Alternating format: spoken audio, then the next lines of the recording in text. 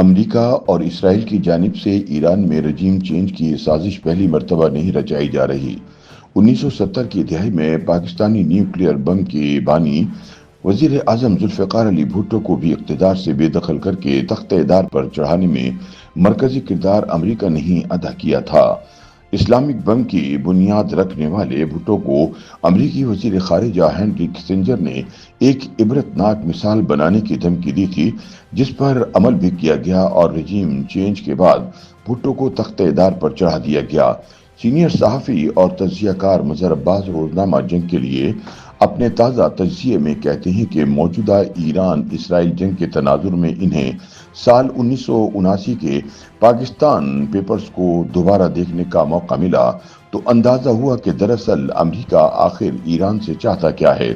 یہ وہی پیپرز ہیں جو تہران میں امریکی سفارت خانے سے ان ہزاروں دستاویزات کے ساتھ برآمد ہوئے تھے جو پاسداران انقلاب کے نوجوانوں نے ایمبیسی پر قبضہ کرتے وقت محفوظ کر لیے تھے۔ اس واقعے کو آج 46 سال گزر چکے ہیں۔ امام خمینی کے انقلاب ایران سے پہلے شاہ ایران اس خطے میں امریکہ کے چوکیدار کا کردار ادا کرتا تھا، لیکن شاہ ایران کے زوال اور بادشاہت کے خاتمے کے بعد یہ کام کافی حد تک پاکستانی فوجی ڈکٹیٹرز نے انجام دیا۔ اس کی بڑی وجہ روس کی افغانستان میں مداخلت بھی تھی۔ تاہم مظہر عباس کہتے ہیں کہ چین کے بڑھتے ہوئے اثر کے باعث امریکہ کا اس خطے میں بظاہر کوئی قابل اعتماد ساتھی نہیں، خاص طور پر بھارت کے حوالے سے ڈونلڈ ٹرمپ کے حالیہ موقف کے بعد۔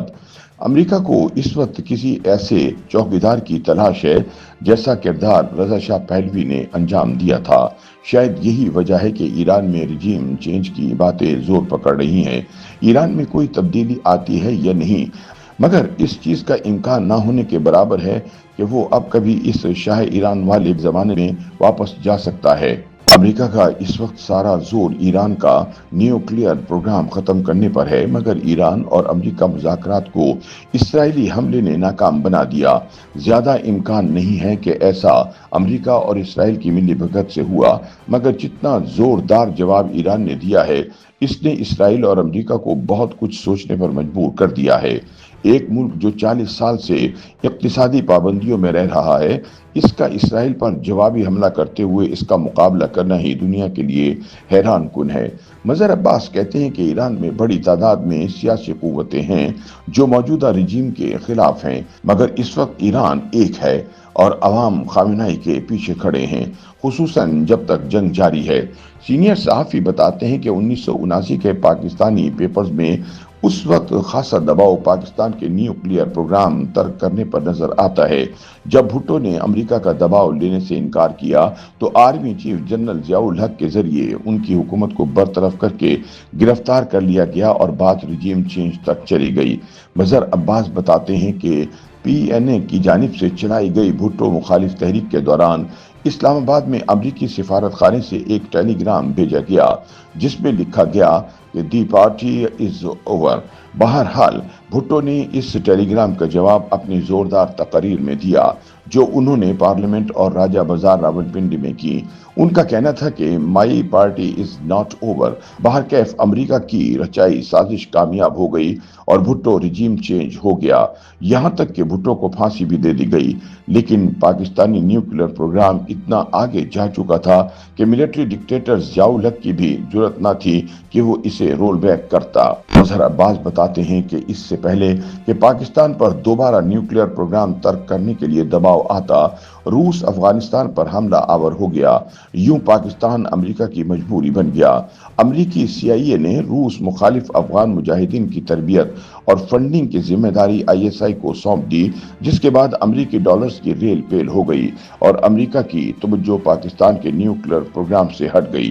دوسری جانب ایران میں امام خمینی کے انقلاب کے بعد کئی سرکردہ ایرانی رہنما اندرونی جنگ یا اختلافات کا شکار ہو گئے، یہاں تک کہ ایرانی پارلیمنٹ بھی بم دھماکے سے اڑا دی گئی جس میں اسپیکر ہاشمی رفسنجانی جیسے رہنما شہید ہو گئے۔ اس دوران بائیں بازو کی پارٹی رہنما بھی ٹارگٹ ہوئے۔ حالانकि इनकलाब ईरान की इब्तिदा उन्होंने ही शाह के खिलाफ बगावत से की थी, मगर जब ईरान और इराक की जंग छिड़ गई तो एक बार फिर ईरानी कौम मुत्तहिद हो गई। जंग 7 साल जारी रही, ताहम ईरान बिलाखिर इस बुरान से भी निकल आया। इस दौरान एक ऐसा वक्त भी आया जब ईरान में पासदारान इनकलाब और ईरानी रजीम मुखालिफ मुजाहिदीन खल्क की आपसी जंग पाकिस्तान तक पहुंच गई और यहाँ ऐसे वाकयात रूनुमा हुए जिनमें टारगेट किलिंग भी हुई। ईरान इमाम खुमैनी के जमाने से मर्ग बर अमेरिका, मर्ग बर इसराइल का नारा लगाता रहा है, मगर फलस्तीनी काज इस वक्त कमजोर पड़ गया जब रूस तकसीम हुआ और दुनिया एक सुपर पावर अमेरिका के जेर असर आ गई।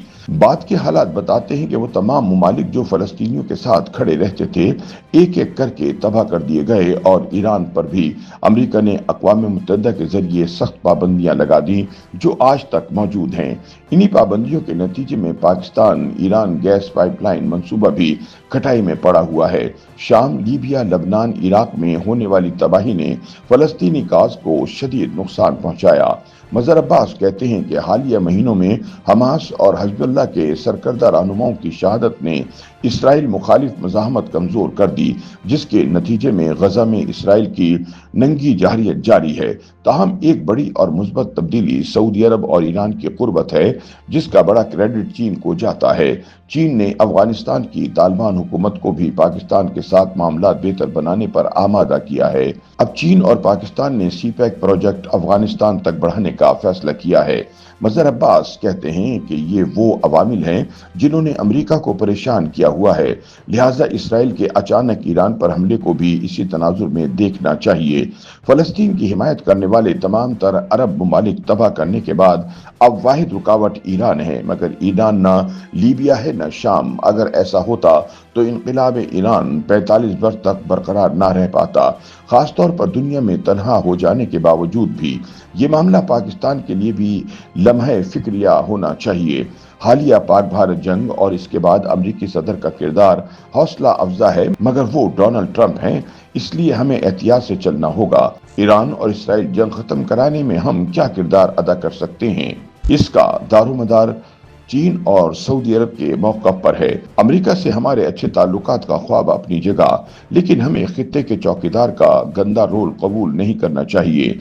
खासतौर पर चीन की मौजूदगी में वैसे भी अमन जंग से बेहतर ही होता है।